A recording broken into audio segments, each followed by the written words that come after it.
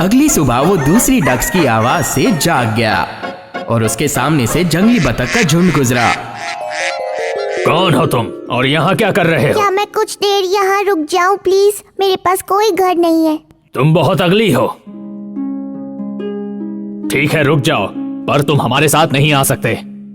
अगली डकलिंग उसी जगह पर कई दिन रुका। वो अकेला जरूर था, पर कम से कम किसी ने उसको तंग नहीं किया।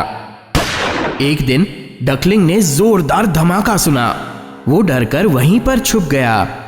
जब उसने ऊपर देखा तो उसके आसपास कोई नहीं था, सारे डक्स जा चुके थे। अगली डकलिंग भी वहां से जितना हो सके उतना जल्दी उड़ गया। उसने खूब तेजी से उड़ने की कोशिश की। अचानक वहां पर तूफान आया और बिजली कड़की। अगली डकलिंग डर गया। ओह, मुझे बहुत ठंड लग रही है। वो घर बढ़िया लग रहा है, शायद वहाँ थोड़ी देर रुक पाऊँ। उस घर में एक बूढ़ी औरत अपनी बिल्ली और मुर्गी के साथ रहती थी, जिन्हें अगली डकलिंग मिला। क्या हो रहा है? इतना चिल्ला क्यों रहे हो? अरे देखो तो ये कौन है? ये तो एक डक है, लेकिन बहुत अगली है। ये यहाँ कैसे आया? मैं इसे अपने पास रखकर इसके अंडे देने तक इंतजार करूंगी, फिर मेरी हैन और डक के अंडों को बेच दूंगी। बस इस डक के अंडे तंदुरुस्त और अच्छे हो। और अगली डकलिंग बूढ़ी औरत के साथ रहने लगा, पर यहाँ पर भी बिल्ली और मुर्गी उसका मजाक उड़ाने लगे। अरे सुनो, शीशे में खुद को देखकर कभी डर नहीं लगता क्या?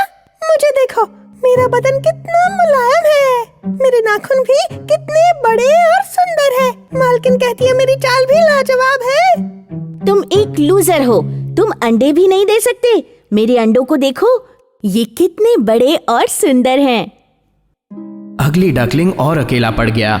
वो खिड़की से बाहर एक तालाब को देखता रहता। काश मुझे उस तालाब में तैरने का मौका मिलता। घर के पास नदी में तैरने में बहुत मजा आता था। पागल हो क्या? मालकिन तुम्हें कहीं नहीं जाने देगी। तुम्हारे पास एक घर है, बोलो और क्या चाहिए? प्लीज तुम मालकिन, कैट और मुझे बिल्कुल भी गुस्सा मत दिलाओ। वैसे भी तैर के क्या करोगे? अगली डकलिंग बहुत दुखी हुआ और क्या करना था वो सोचने लगा। मुझे पता है ये जगह सुरक्षित है, लेकिन मैं कोई कैदी नहीं हूँ। मुझे यहाँ पे कोई तैरने नहीं देता है। मुझे तैरना है, मुझे शांति से तैरना है और उड़ना भी है। मुझे किसी तरह यहाँ से निकलना ही होगा। फिर एक रात डकलिंग वहां से भी निकल गया अपने अगले घर की तलाश में। जल्द ही उसे एक सुंदर तालाब मिल गया जहाँ वो तैर सकता था। आहा!